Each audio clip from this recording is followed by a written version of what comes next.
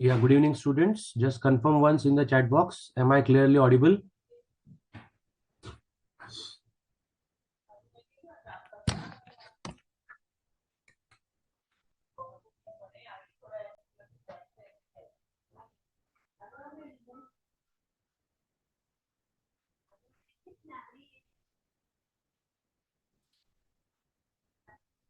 Hope the screen is also visible. Confirm once in the chat box.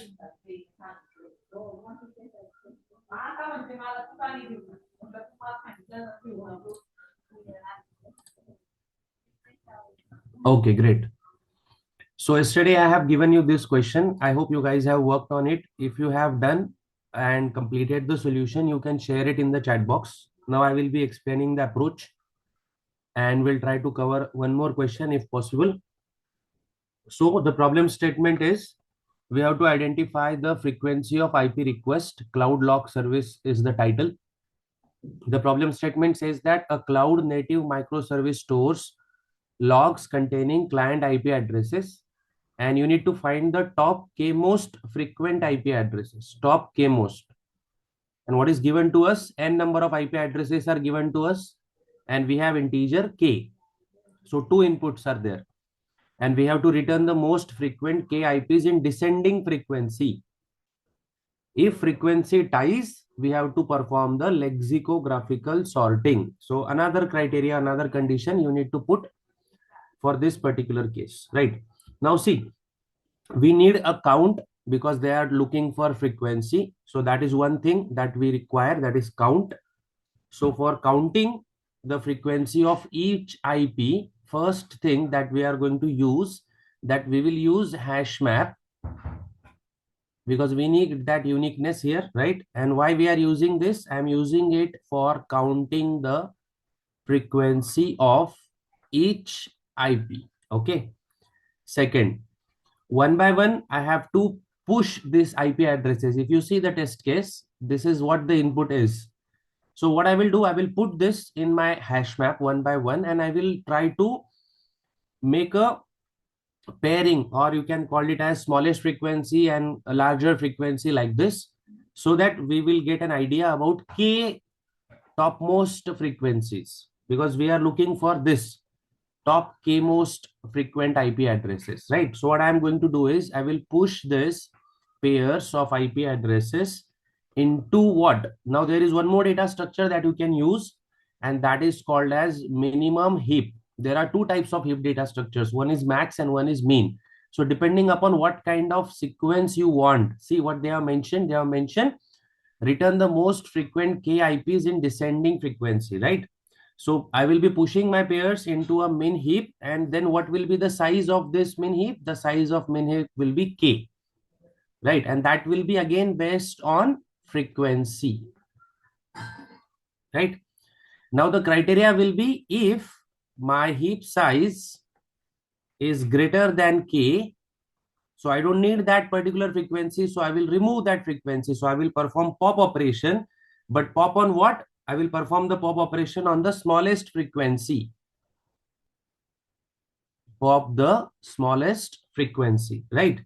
And then fourth step will be whatever is remaining in that particular heap, last k values, I will sort them, and the final result I will retain, right? So I would say extract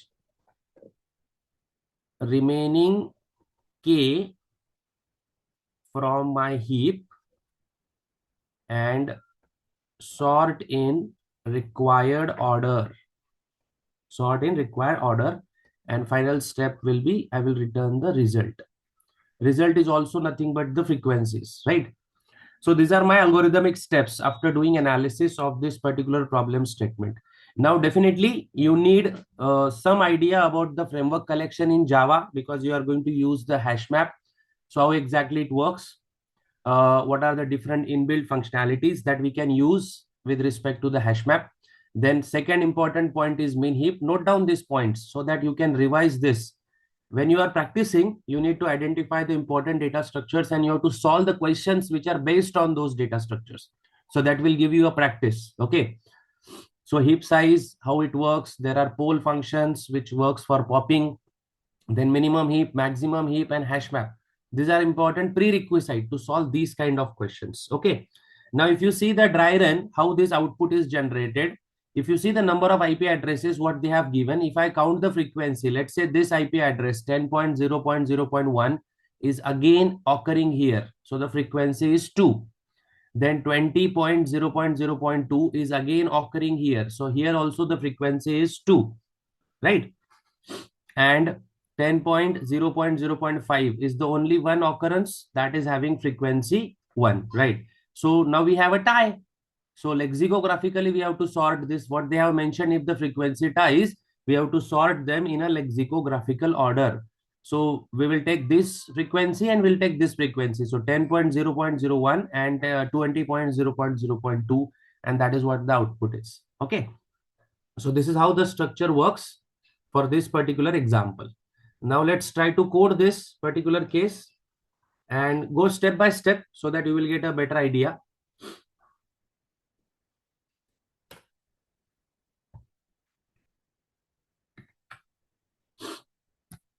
So first I'm creating a basic structure. Let's say top K frequency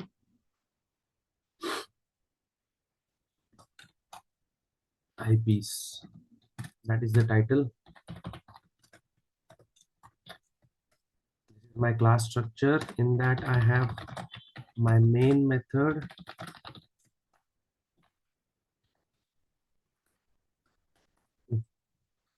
So first I'm maintaining the input parameters.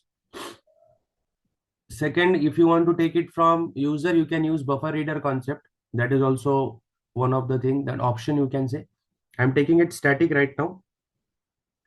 And let's say we have n equals to 5 and k equals to 2, that is given. And I'm creating a list of string here. Let's call it as IPs, arrays dot as list. Then add the IPs 10.0.0.1 separated by comma, 20.0.0.2, 10.0.1, then 10.0.0.5, and finally 20.0.0.2. That's it. So this is my list that I will be sharing as an input. Done. After that, I will maintain a result also. Again, that will be the list. It is a collection of IP addresses.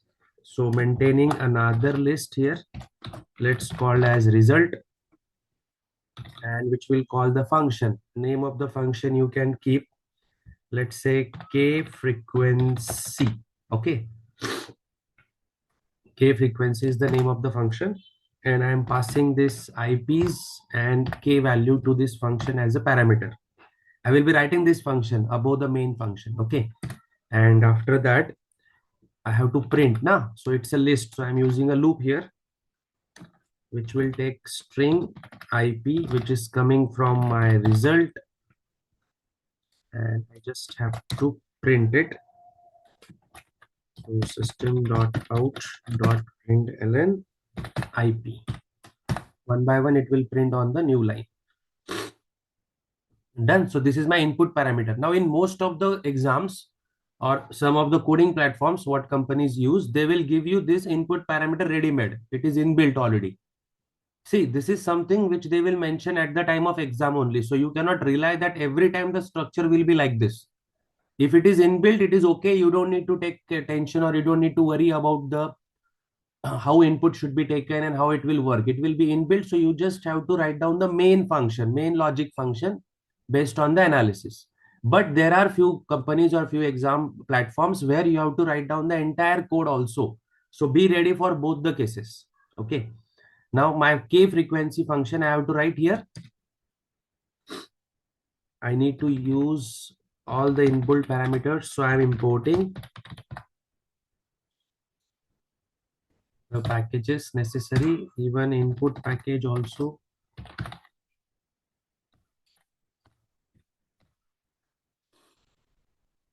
Let's write down the function. Next static. This function is going to return the list of string type, and k frequency is the name of the function, which is accepting a list of string type. I'm putting it into IPs, and it is accepting another parameter, that is integer k. Two parameters, arguments. Okay, done. Now, as we discussed, I need a map. So I'm creating a map here. Now map will have data like this. One, I have a string, and second, I have a integer, because I have to maintain the frequency. Okay, and I will call it as frequency map. So name of the map is frequency. Now allocate the memory for this using new and ready-made hash map framework collection. So this will create me a map structure where one parameter is string, second parameter is integer, and it will maintain the frequency of every string IP. Now let's enter the data for string IP, which is coming from my IPs. That is the name of the parameter. I'm putting this. So I have a frequency dot put function. Frequency is the name of my hash map. Okay. And put is a ready-made function which will put the IP address, which is in my string format. And second, we have to get the frequency. So there is one ready-made function, get or default. Now this is what I was talking about, that when you are using particular concept, you should be very clear with the inbuilt functions available with that concepts, and that comes by practice when you solve some multiple questions based on that particular topic. Okay, so get or default, what this parameter accepts. So first is the IP parameter, and second parameter will be 0 if it is already present, then +1, which will increase the frequency, depend upon the uniqueness of the frequency, right? That is why we use hash map. I want that uniqueness count. Done. Now second step after this was, we have used the hash map for counting the frequency. Second step is important. We are pushing pairs with the help of min heap. Now min heap is implemented with the help of priority queue concept, because I want priority of the IP address, which is top k most frequency, right? So I'm going to create one priority queue here. So the concept of min heap will be there. So priority queue,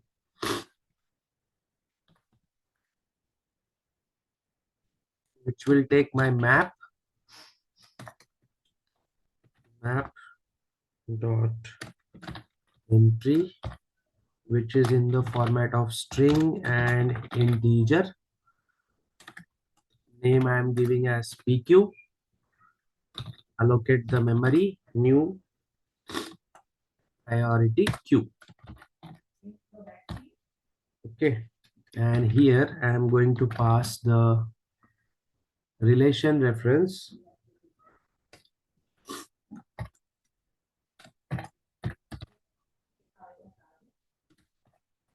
Now for what we are doing this, obviously we need a priority means top k elements.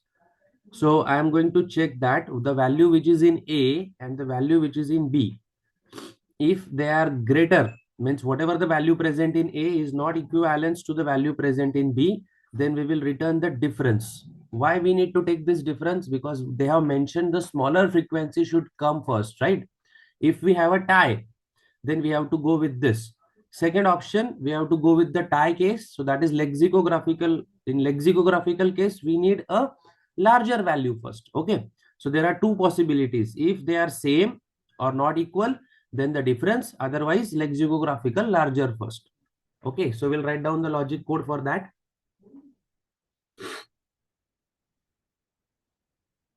So if the value present in A, so there is a function called as get value. and this should be not equals, right? So not equals to a dot gate value equals b dot gate value,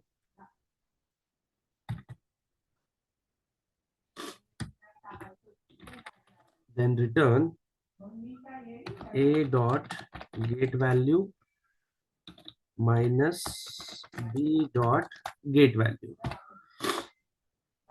So this will give me smaller frequency first. Okay, we have to maintain that min heap. We'll apply that condition of min heap separately, not here. Otherwise, we will return outside if b dot gate key compared to a dot gate key. So this is for lexicographical sort.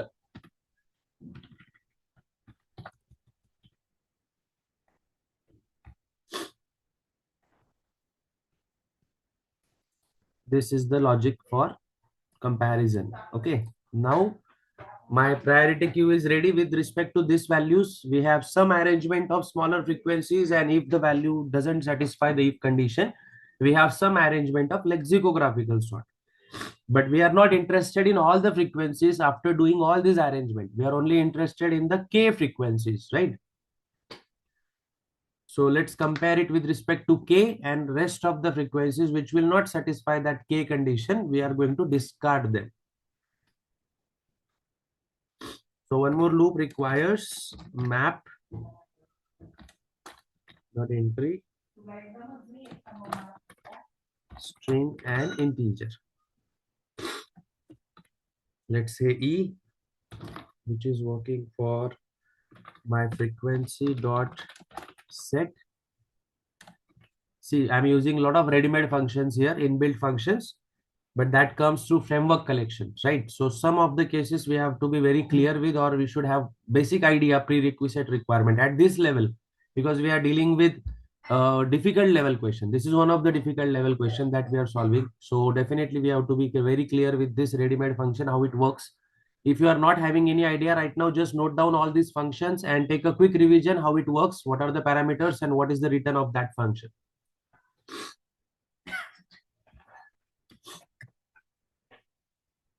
Then I'm using one more function called as offer, which will perform the entry of my E. And now here I'm going to actually check the size. So if my Q size is greater than my K, then I will remove the frequency. And for removal, I'm using pole function. Now there are 2-3 variations of pole functions again.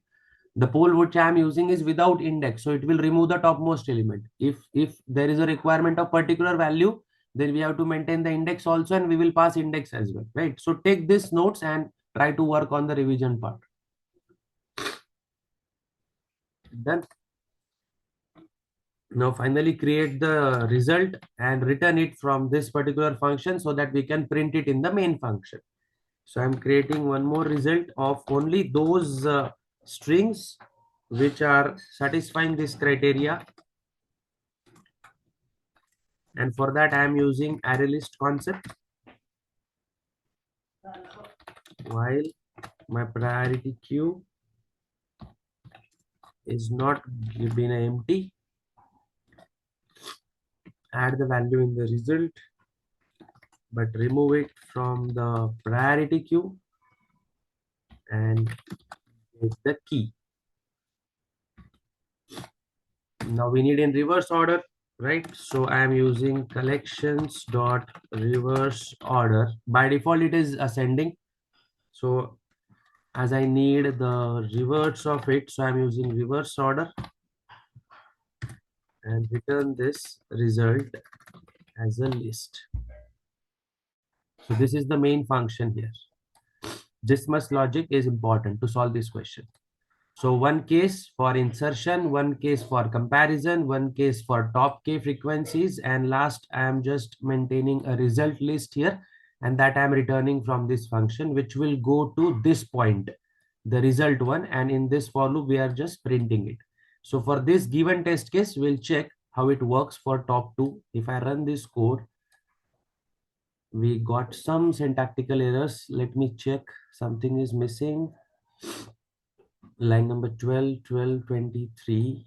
Okay, what is missing here?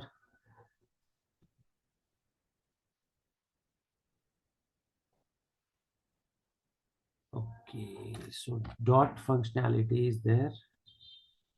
What was in 23?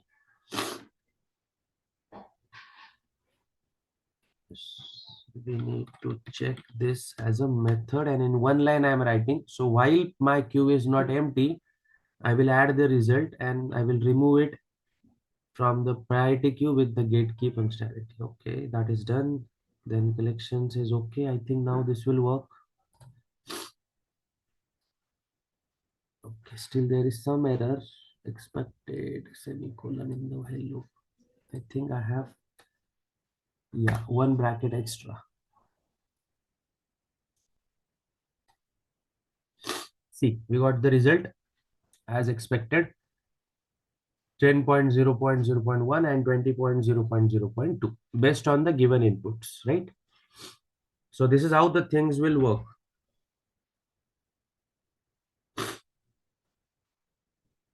Okay. So I'm sharing this code again in the chat box. You can refer it for the respective question. Now moving to the next one. I'm going to showcase you this, the title, and I want you to give me the logic in the chat box. So we'll discuss the logic here with the respective frequency. Sorry, with the respective complexity. I'm still in the last question. Come on, read this. Find the longest increasing subsequence. By the name, you can get it that it is a dynamic programming question, because that will give you the better and efficient coding answer, right? So think in the dynamic programming way and try to give me the solution for this. At least algorithmic logic you can give if code is not there. Give me the logic. I want logic from you guys. How we are going to deal with this question.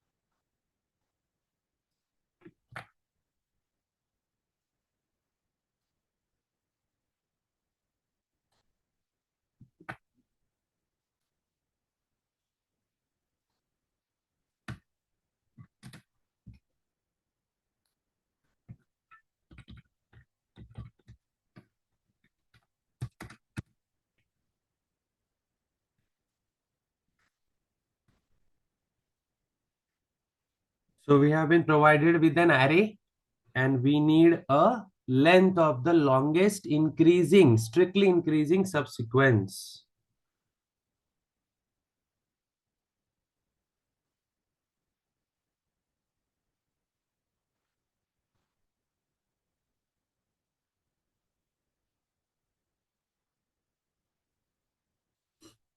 So if I go with the brute force approach here, basic array is there and we traverse it to compare the elements. Longest increasing subsequence means what?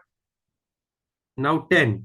Okay. So for 10, the increasing order, right? And it is a subsequence.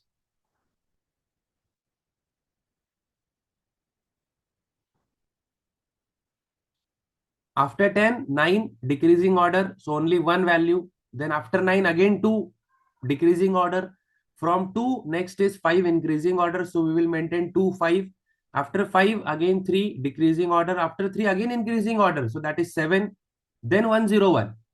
So this is going in increasing order, and after 101 again decreasing, that is 18. So max length of 2 5 3. So again, we will not consider 5 because 5 and 3 are not maintaining the increasing order. 2 and 3 are maintaining the increasing order. So 2, 3, 7, 101. These are the four elements which are longest and they are in increasing order. Now it is not a substring or sub-array. It is a subsequence. So there is a difference between sub-array and subsequence. Sub-array should be contiguous. Subsequence should not be contiguous, but the index order should be always in increasing case. And that is what we are maintaining in 2, 3, 7, 1, 0, 1. Okay. So that is the logic here.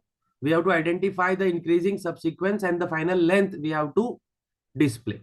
Now, if I go with the brute force approach here, twice I have to traverse this loop, this entire array with the help of loop. So that gives me n square complexity, because one I will maintain for traversal, one I will maintain for comparison. So that will become a nested structure, and nested structure will give me n square complexity, which is not acceptable here. Optimized solution we want. So reducing it with the help of dynamic programming, and to make it n square to n log n, because we'll require that case of log n also, right? Binary search logic we will use. So with the help of that, my complexity will become n log n, which is better than n square. So n log n should be your approach, and space complexity will be order of n. N number of elements are there, so that much array we are going to use for the space, right? So what should be the idea? Sorting is something that comes to the mind, and with the help of DP approach, right? So we'll use binary search logic here to deal with this type of questions. Okay. So let's see how it works. Array is given to us. So array size we have to take, then array is already there. So these are two inputs, array size and array, because direct array you cannot take. So size is also there. Even you can take static, so it will work. So what I will do, I will maintain an array, let's say call it as tails, because it will be in reverse check, right? Where my length minus 1, tails of length minus 1. What is length minus 1? Length minus 1 means last element I'm targeting is smallest possible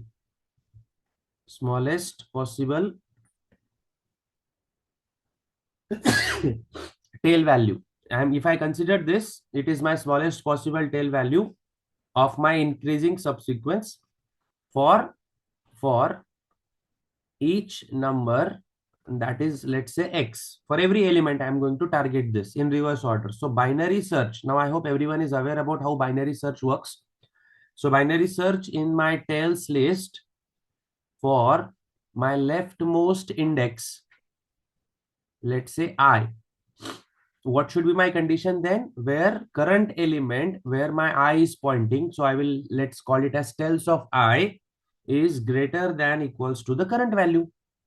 If it is greater, current element is greater than the current value x, then it is part of my increasing subsequence. See, if my x is 10 here and I am checking with 18, so 18 is greater than 10. So yes, it is part of my increasing because 18 is greater than 10. So it is going in increasing order. Same I have to check for every number. Okay. But if there is another possibility that no such index found, let's say x is greater than my all tails value, then I will I will add that x append as a part of my answer. Otherwise, I will replace that value with the new x, right? So this will be maintaining a list called as tails, and that is my final answer also, because I have to print the length of this. So I will first calculate the entire list, and then I can apply a length function which can give me the length of this particular structure. Okay. So this is how the structure works. Now the code part, how we can deal with this particular case. I hope the logic is clear.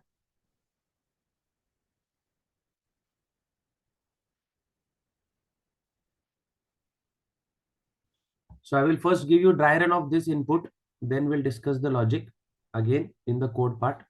So if I am having x value as 10, okay, So currently 10 is the current largest value. There is no largest at the side of n because I am comparing it from tails point of view. Okay.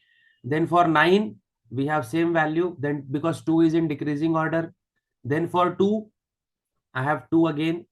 Then next is 5. So I have 2 and 5 because 5 is greater than 2. So I have length of 2. This is in increasing order 2, and after that 2 there will be 5. Similarly, next is 3. So for 3, 2 is increasing and 3 is increasing. So for 3, 2, 3 is the rest. Then for 7, 2 is increasing, 5 is increasing, right? Even 7 is also there. So 2, 3 and 7. That will come for 7. Now similarly for 101, 2, 3, 7. See, this is my current value and I'm comparing with all of them with this. Tails of I is greater than equals to X. So yes, 101 is greater than 7, it is greater than 3, it is greater than 5, it is greater than 2. But the problem lies here because 2 and 5 are not in increase, 5 and 3 are not in increasing sequence. So we'll take 2, 3, 7, 101. 2, 3, 7, 101. And similarly for 18, it will be 2, 3, 7 and 18. So if you see, all these are the increasing subsequences. And who is the max one? This one or this one you can take, where the length value is 4. And that is what my output is. This is how the structure works. But internally, we are using binary search to compare this. Okay. So we can use ready-made binary search as well.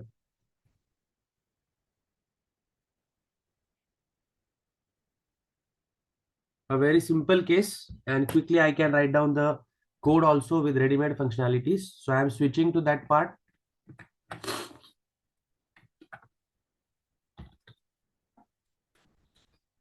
Longest increasing array subsequence length. That is the problem statement. Java.io all Java.utility all.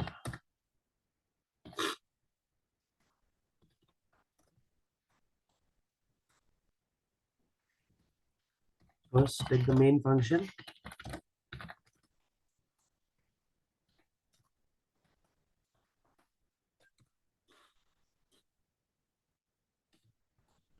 So as I said, I'm going to use ready-made functionality. So I'm taking it as a reader, buffer reader.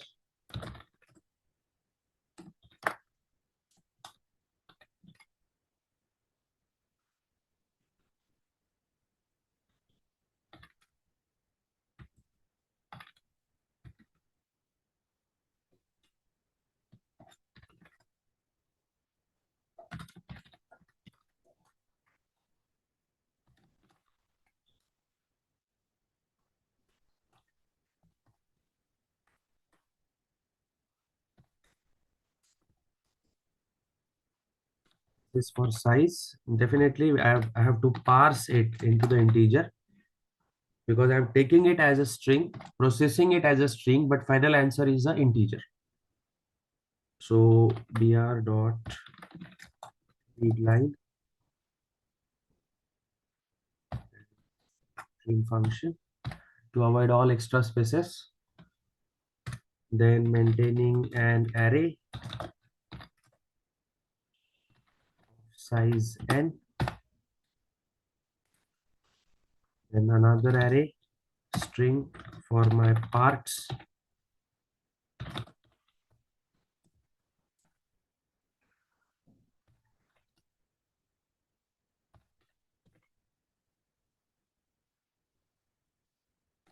Split. Now I need a split with respect to space. So as increasing. Then for loop integer I start from 0 and less than n I plus plus. What to do in the for loop? My current array of I will come as an integer. So integer dot parse int and take parts of I one by one. And finally, we just have to print the length. So system.out.println. I am calling a length function, length of Let's call it as increasing subsequence. LIS is the name of the function. Now we have to write down the function LIS. The logic that we have discussed, this was input part only for the given data. Now function public static integer LIS, which will accept an array.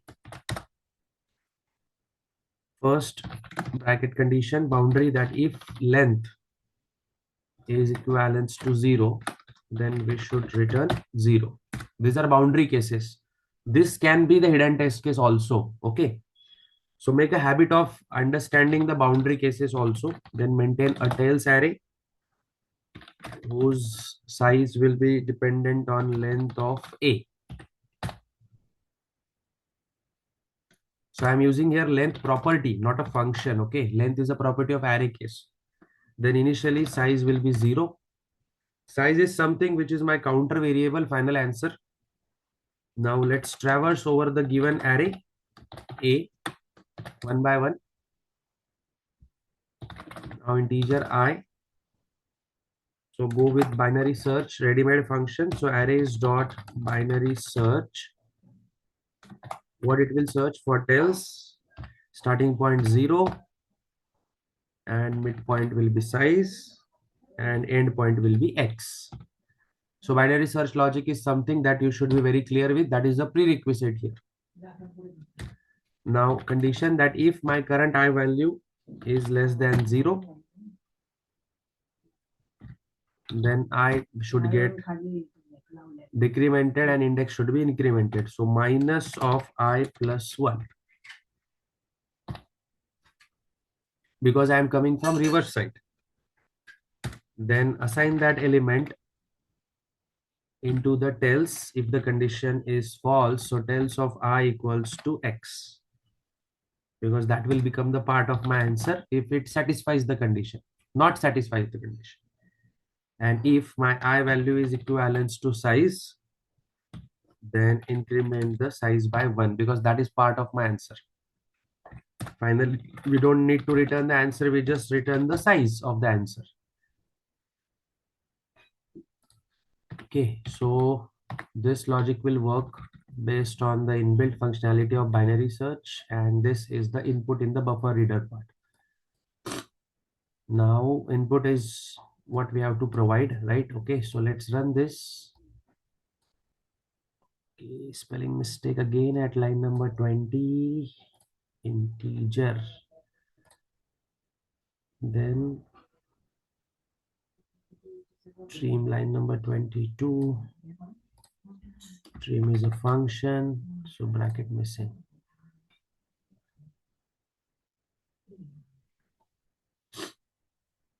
Must be caught declared to be thrown. Okay, so let's say exception caught.